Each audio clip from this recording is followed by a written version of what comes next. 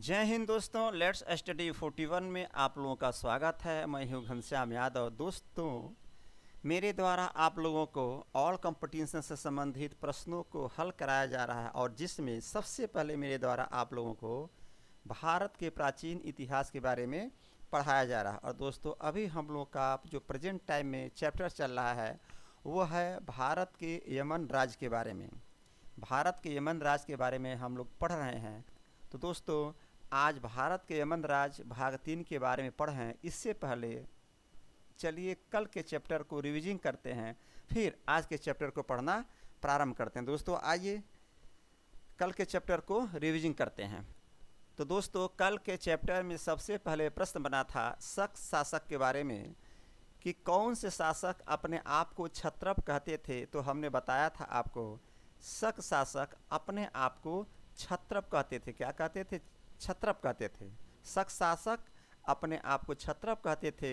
फिर अगला प्रश्न बना था मध्य एशिया से आए शक शासक कितने भागों में बंट गए थे। तो दोस्तों, हमने आपको बताया था मध्य एशिया से आए शक शासक 5 भागों में बंट गए थे। प्रथम शाखा अफगानिस्तान में रहे, दूसरा शाखा तक्षशिला और मथुरा में आकर बसे जिसे उत्तरी क्षत्रप कहा गया, और तीसरी शाखा जिसमें नासिक और उज्जैन में आकर बसे दोस्तों इसे पश्चिमी क्षत्रप कहा गया। फिर अगला प्रश्न बना था मथुरा का पहला शक शासक कौन था। तो हमने आपको बताया था मथुरा का पहला शक शासक राजुल था। राजुल या राजउल था। तो मथुरा का शक शासक पहला शक शासक राजुल था। और फिर अगला प्रश्न बना था रुद्रदामन कौन सा शासक था। तो दोस्तों, इसका उत्तर बना था रुद्रदामन एक शक शासक था। कौन शासक था? शक शासक था। रुद्रदामन एक शक शासक था। फिर अगला प्रश्न बना रुद्रदामन किस शक शाखा से आता था। तो दोस्तों, इसका उत्तर बना था रुद्रदामन उज्जैन शक शाखा से आता था। फिर अगला प्रश्न बना शक की सबसे महत्वपूर्ण शाखा कौन सी थी। दोस्तों, हमने आपको बताया था शक की सबसे महत्वपूर्ण शाखा उज्जैन शाखा थी। ध्यान देंगे दोस्तों, जो शक की 5 शाखाएं थी उसमें सबसे महत्वपूर्ण शाखा उज्जैन की शाखा थी। तो यही प्रश्न यहाँ बन रहा है कि शक की सबसे महत्वपूर्ण शाखा कौन थी। तो इसका उत्तर बना था शक की सबसे महत्वपूर्ण शाखा उज्जैन शाखा थी। फिर अगला प्रश्न बना शक शासक कहाँ से भारत आए थे। तो दोस्तों, इसका उत्तर बना था शक शासक मध्य एशिया से भारत आए थे। फिर अगला प्रश्न बना था विक्रम संवत एवं शक संवत किस शासक को हराने के बाद शुरू हुआ था। तो दोस्तों, इसका उत्तर बना था विक्रम संवत एवं शक संवत शक शासक को हराने के बाद शुरू हुआ था। यानी कि शक शासकों को हराने के बाद विक्रम संवत एवं शक संवत की शुरुआत हुई थी। फिर अगला प्रश्न बना था विक्रम संवत की शुरुआत कब हुई थी। तो दोस्तों, इसका उत्तर बना था विक्रम संवत की शुरुआत 57 ईसा पूर्व। इस पर जरूर ध्यान देंगे आप लोग, ये ईसा पूर्व की बात हो रही है, ये ईसवी की बात नहीं हो रही है, ईसा पूर्व की बात हो रही है।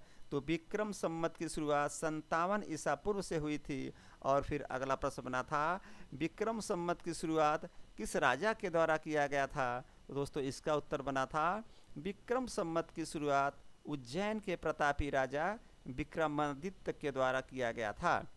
विक्रम संवत की शुरुआत उज्जैन के प्रतापी राजा विक्रमादित्य के द्वारा किया गया था। और विक्रम संवत की शुरुआत 57 ईसा पूर्व में किया गया। फिर अगला प्रश्न बना शक संवत की शुरुआत कब शुरू हुई। तो दोस्तों, शक संवत की शुरुआत 78 ईस्वी में शुरू हुई थी। ध्यान देंगे, यहाँ पर ईसा पूर्व है और यहाँ पर ईस्वी है, यहाँ पर बीसी है और यहाँ पर एडी है। तो ध्यान देंगे, शक संवत की शुरुआत 78 ईस्वी में हुई। और शक संवत की शुरुआत किस राजा के द्वारा किया गया। दोस्तों, इसका उत्तर बना था शक संवत की शुरुआत कुषाण वंश के राजा कनिष्क के द्वारा किया गया था। विक्रम संवत की शुरुआत 57 ईसा पूर्व में हो रहा है और विक्रम संवत की शुरुआत उज्जैन के प्रतापी राजा विक्रमादित्य के द्वारा किया जा रहा है। और शक संवत की शुरुआत 78 ईस्वी में हो रही है दोस्तों। और शक संवत की शुरुआत कुषाण वंश के राजा कनिष्क के द्वारा किया जा रहा है।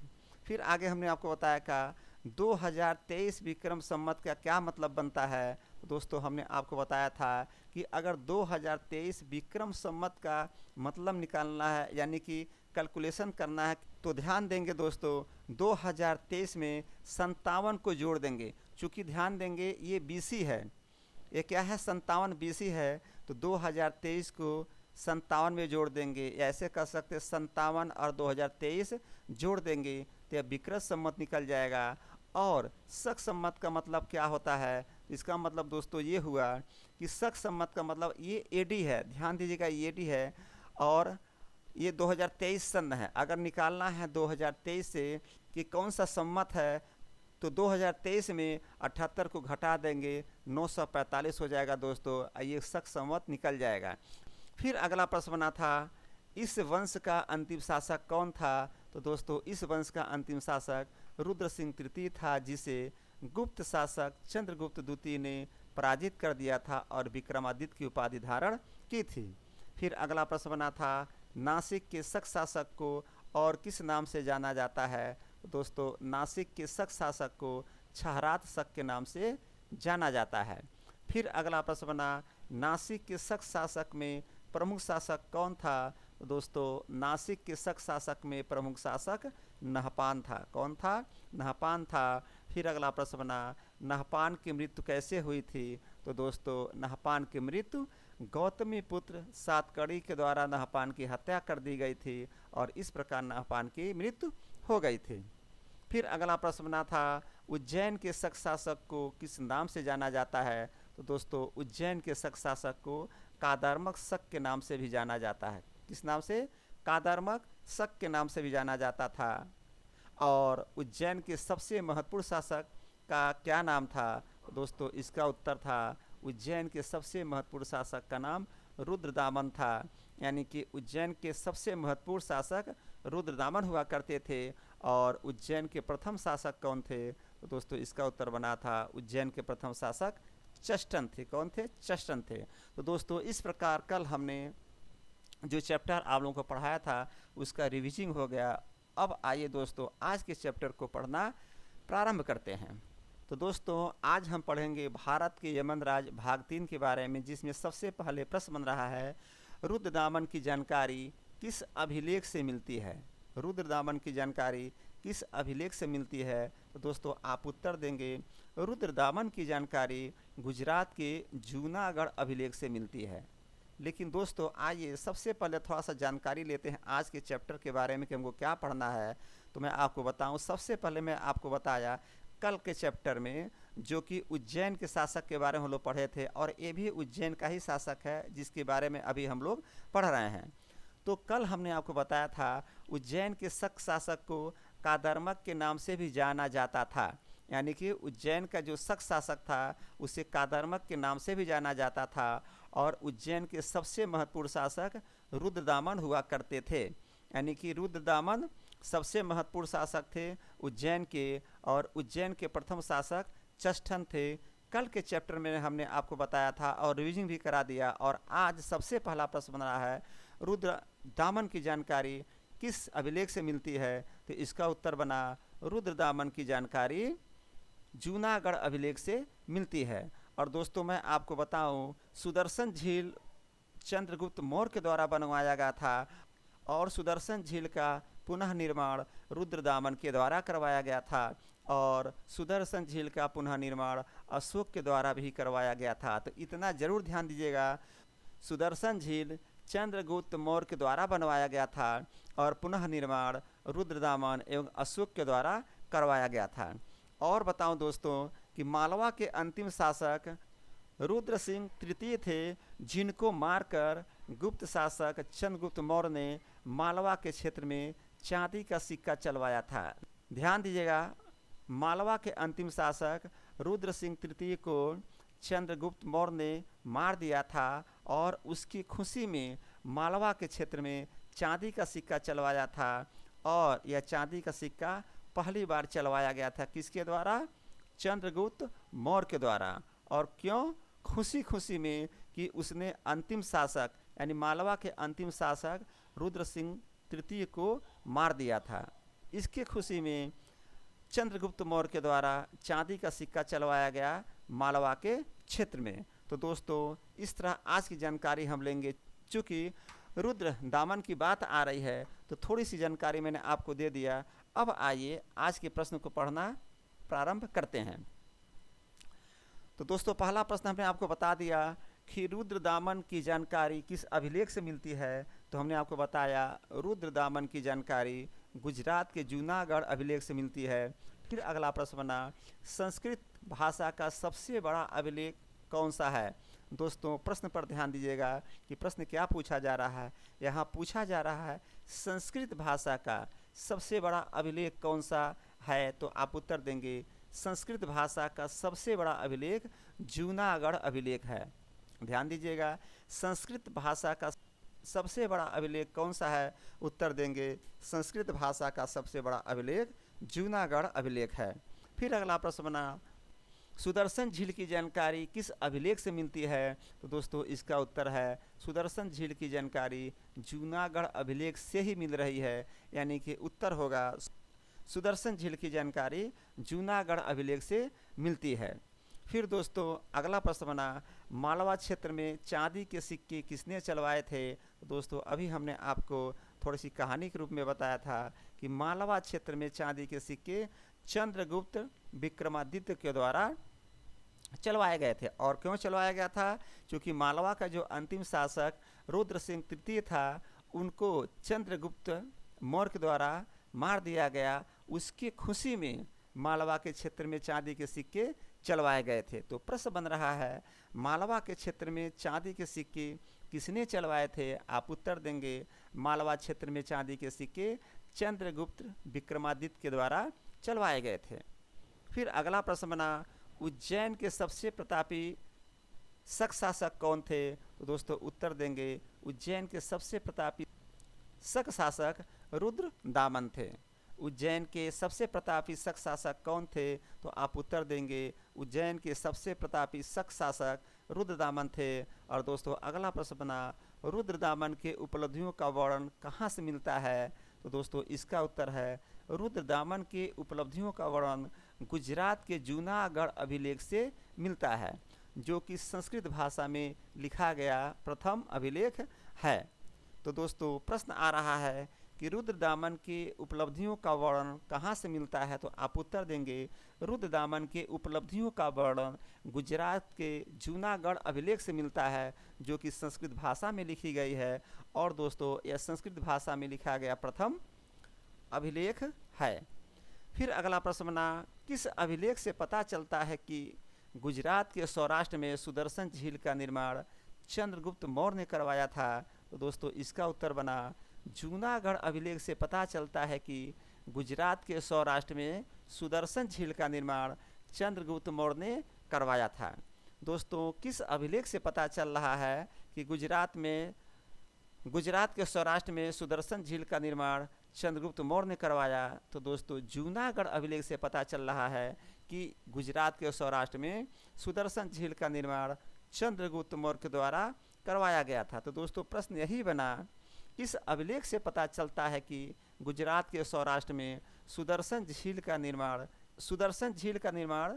किसने करवाया। तो दोस्तों जूनागढ़ अभिलेख से पता चलता है कि गुजरात के सौराष्ट्र में सुदर्शन झील का निर्माण चंद्रगुप्त मौर्य के द्वारा करवाया गया था।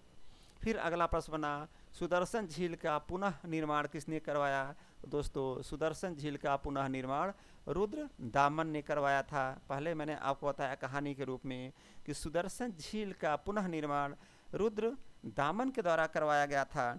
और दोस्तों सुदर्शन झील का पुनः निर्माण अशोक के द्वारा भी करवाया गया था। यानी कि सुदर्शन झील का पुनः निर्माण दो लोगों ने करवाया, अशोक ने करवाया और रुद्र दामन ने करवाया था।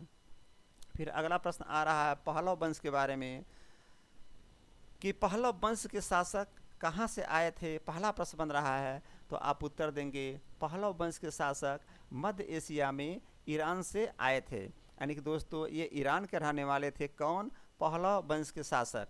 पहलव वंश के शासक ईरान के रहने वाले थे और ये पहलव वंश के शासक मध्य एशिया में ईरान से आए थे? तो प्रश्न यही बन रहा है, पहलव वंश के शासक कहाँ से आए थे? तो आप उत्तर देंगे पहलव वंश के शासक मध्य एशिया में ईरान से आए थे।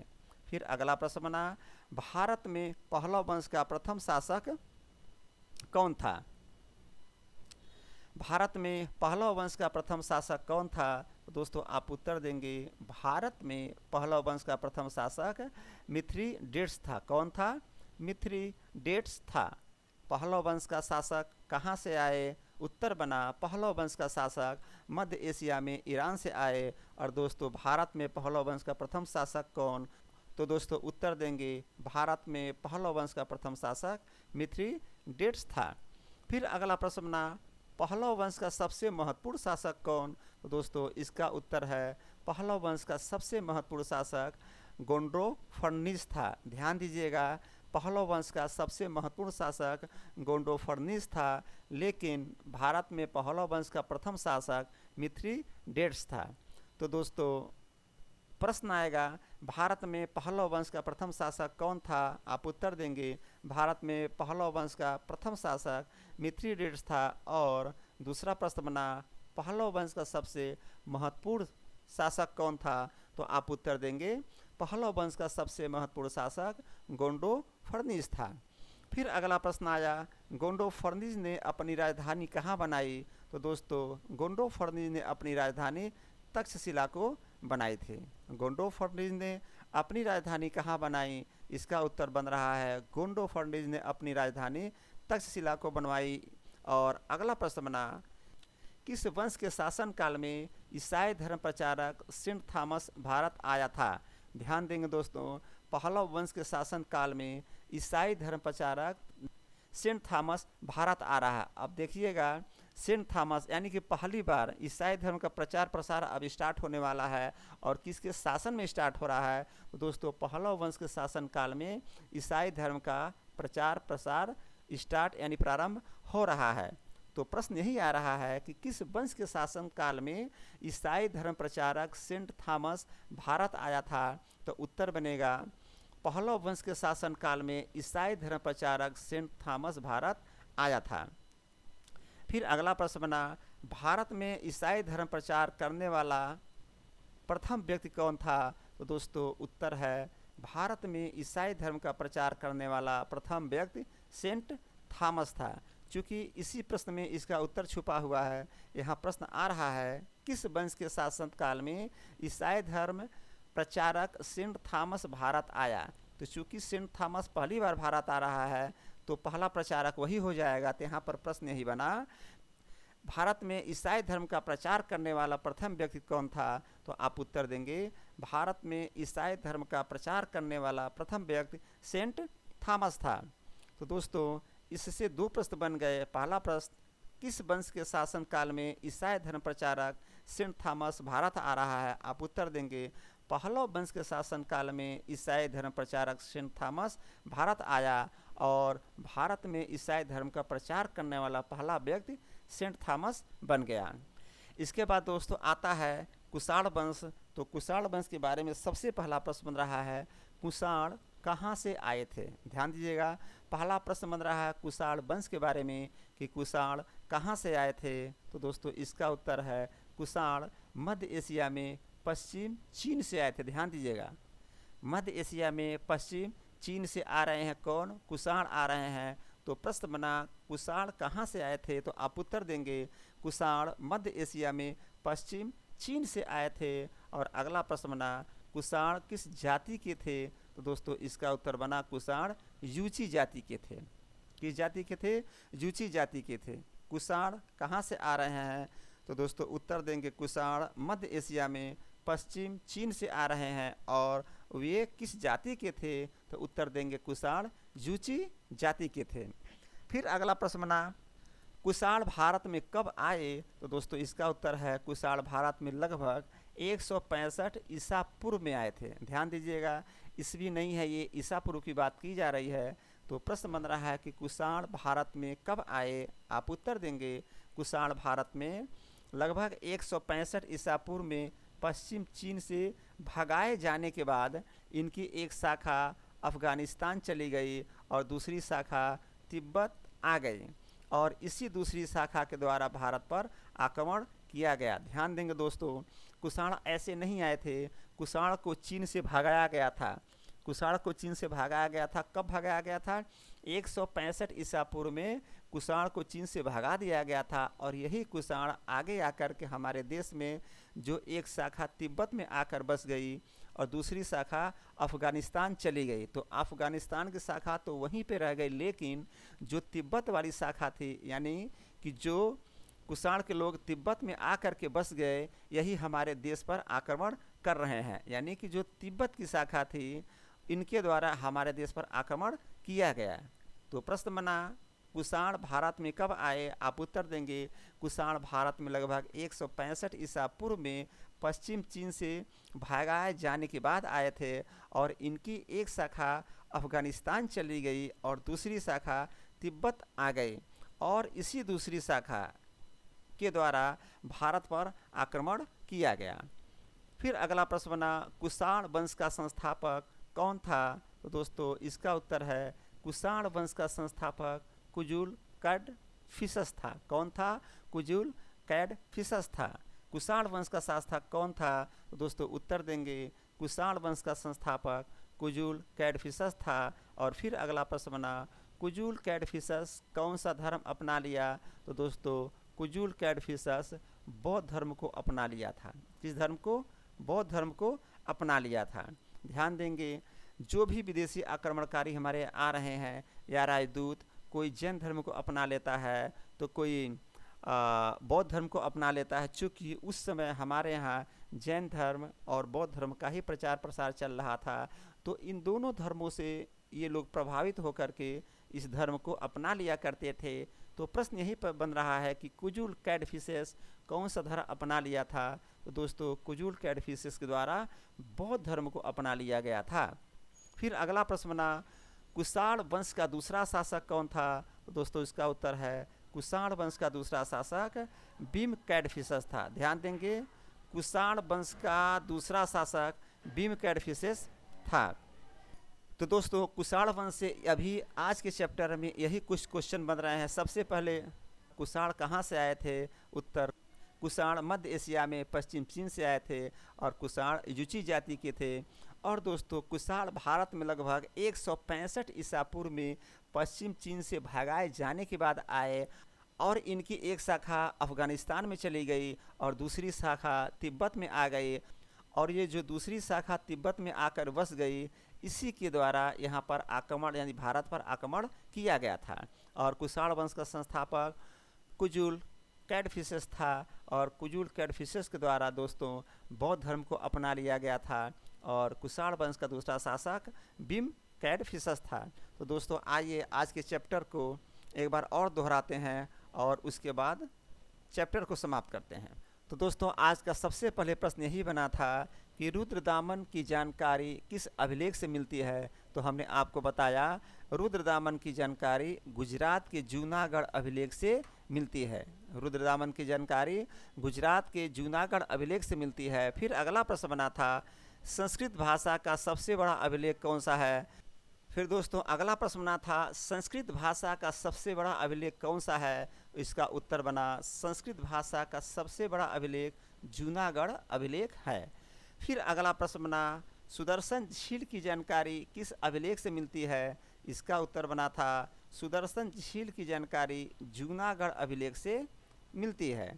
फिर अगला प्रश्न बना था मालवा क्षेत्र में चांदी के सिक्के किसने चलवाए थे? तो दोस्तों आपको मैंने बताया था मालवा क्षेत्र में चांदी के सिक्के चंद्रगुप्त विक्रमादित्य के द्वारा चलवाया गया था। गुप्त शासक चंद्रगुप्त मौर्य ने किसको मार दिया था? रुद्र सिंह तृतीय को मार दिया था। यानी मालवा के अंतिम शासक रुद्र सिंह तृतीय को मार दिया था। तो इसके खुशी में चांदी के सिक्के चंद्रगुप्त विक्रमादित्य के द्वारा चलवाए गए थे। फिर अगला प्रश्न आया उज्जैन के सबसे प्रतापी शक शासक कौन थे? तो दोस्तों इसका उत्तर बना था उज्जैन के सबसे प्रतापी शक शासक रुद्रदामन थे। फिर अगला प्रश्न बना रुद्रदामन के उपलब्धियों का वर्णन कहाँ से मिलता है? तो दोस्तों इसका उत्तर बना था रुद्रदामन के उपलब्धियों का वर्णन गुजरात के जूनागढ़ अभिलेख से मिलता है, जो कि संस्कृत भाषा में लिखा गया और ये प्रथम अभिलेख है। फिर अगला प्रश्न बना था, किस अभिलेख से पता चलता है कि गुजरात के सौराष्ट्र में सुदर्शन झील का निर्माण चंद्रगुप्त मौर्य ने करवाया था? तो दोस्तों इसका उत्तर बना था, जूनागढ़ अभिलेख से पता चलता है कि गुजरात के सौराष्ट्र में सुदर्शन झील का निर्माण चंद्रगुप्त मौर्य के द्वारा करवाया गया था। फिर अगला प्रश्न बना था, सुदर्शन झील का पुनः निर्माण किसने करवाया था? इसका उत्तर बना, सुदर्शन झील का पुनः निर्माण रुद्रदामन ने करवाया था और अशोक के द्वारा भी करवाया गया था। फिर अगला प्रश्न बना, पहलव वंश के शासक कहाँ से आए? तो दोस्तों इसका उत्तर बना, पहलव वंश के शासक मध्य एशिया में ईरान से आए थे। ये कहाँ के रहने वाले थे? ईरान के रहने वाले थे और मध्य एशिया में ईरान से आए थे। फिर अगला प्रश्न बना था, भारत में पहलव वंश का प्रथम शासक कौन था? तो दोस्तों इसका उत्तर बना था, भारत में पहलव वंश का प्रथम शासक मिथ्रिडेट्स था। और फिर अगला प्रश्न बना, पहलव वंश का सबसे महत्वपूर्ण शासक कौन था? तो दोस्तों इसका उत्तर बना था, पहलव वंश का सबसे महत्वपूर्ण शासक गोंडोफर्निस था। और फिर अगला प्रश्न बना, गोंडोफर्निस ने अपनी राजधानी कहाँ बनाई थी? तो दोस्तों गोंडोफर्निस ने अपनी राजधानी तक्षशिला को बनाई थी। फिर अगला प्रश्न बना था, किस वंश के शासन काल में ईसाई धर्म प्रचारक सेंट थॉमस भारत आया था? इसका उत्तर बना था, पहलव वंश के शासन काल में ईसाई धर्म प्रचारक सेंट थॉमस भारत आया था। और फिर इसी से संबंधित और प्रश्न बना, भारत में ईसाई धर्म प्रचार करने वाला प्रथम व्यक्ति कौन था? तो दोस्तों इसका उत्तर है, भारत में ईसाई धर्म प्रचार करने वाला प्रथम व्यक्ति सेंट थॉमस था। फिर अगला प्रश्न बना, कुषाण वंश से संबंधित कुषाण कहाँ से आए थे? दोस्तों हमने आपको बताया था, कुषाण मध्य एशिया में पश्चिम चीन से आए थे। और फिर अगला प्रश्न बना था, कुषाण किस जाति के थे? तो दोस्तों कुषाण यूची जाति के थे। फिर अगला प्रश्न बना, कुषाण भारत में कब आए? और ये पश्चिम चीन से भगाए जाने के बाद आए थे। और दोस्तों इनकी एक शाखा अफगानिस्तान चली गई और दूसरी शाखा तिब्बत में आकर बस गई। और यही दूसरी शाखा जो तिब्बत में आकर के बस गई थी, इन्हीं के द्वारा भारत पर आक्रमण किया गया था। फिर अगला प्रश्न बना, कुषाण वंश का संस्थापक कौन था? तो दोस्तों इसका उत्तर है, कुषाण वंश का संस्थापक कुजुल कैडफिसेस था। और फिर अगला प्रश्न बना, कुजुल कैडफिसेस कौन सा धर्म अपना लिया था? तो दोस्तों कुजुल कैडफिसेस के द्वारा बौद्ध धर्म को अपना लिया गया था। फिर अगला प्रश्न बना, कुषाण वंश का दूसरा शासक कौन था? तो दोस्तों कुषाण वंश का दूसरा शासक बिम कैडफिसेस था। तो दोस्तों आज हमने बताया कि रुद्रदामन की जानकारी गुजरात के जूनागढ़ अभिलेख से मिलती है और संस्कृत भाषा का सबसे बड़ा अभिलेख जूनागढ़ अभिलेख था। और दोस्तों फिर हमने आपको बताया सुदर्शन झील की जानकारी जूनागढ़ अभिलेख से मिलती है और मालवा क्षेत्र में चांदी के सिक्के चंद्रगुप्त विक्रमादित्य के द्वारा चलवाया गया था।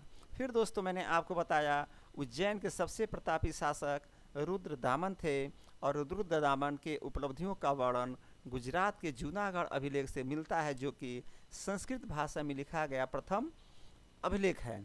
फिर आपको बताया कि जूनागढ़ अभिलेख से पता चलता है कि गुजरात के सौराष्ट्र में सुदर्शन झील का निर्माण चंद्रगुप्त मौर्य के द्वारा करवाया गया था और सुदर्शन झील का पुनः निर्माण रुद्रदामन के द्वारा करवाया गया था।